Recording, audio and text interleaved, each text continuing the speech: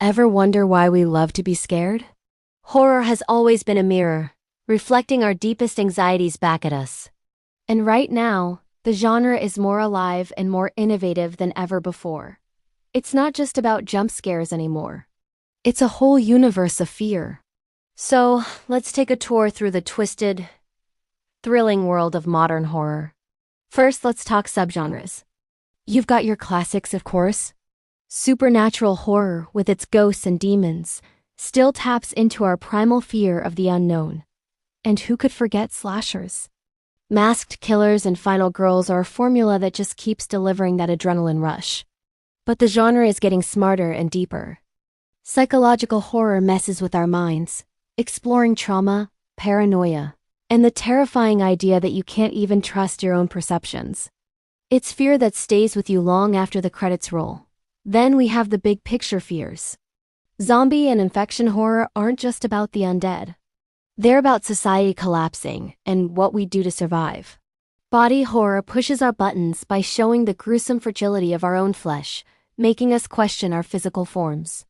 And now, a huge player is stepping onto the scene: techno horror. Haunted smart homes, rogue AI, and virtual reality nightmares are no longer sci-fi concepts. They're the new monsters under the bed. At the same time, we're seeing a return to the old ways with folk and eco-horror, where ancient rituals and Mother Nature herself become the source of terror. And let's not forget the raw, shaky cam realness of found footage, which has found a new life on streaming platforms. So, what's new and exciting on the horror horizon? The trends shaping the future are fascinating. Techno-horror is evolving, with experts predicting AI, drones, and digital entrapment will be our next great antagonists. We're also seeing a massive wave of reimagined classics. Think haunted houses or possession stories, but updated with modern themes and diverse characters that feel fresh and relevant. Streaming is a game changer. Binge watching allows for long, complex horror stories to unfold over a whole season.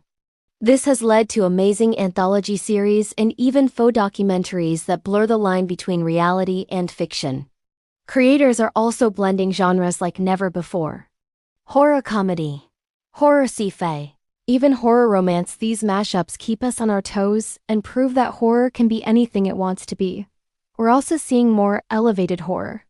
These are films that are not just scary, but are also deep. Character-driven stories about grief, identity, and societal trauma. They're the kind of horror that gets nominated for major awards.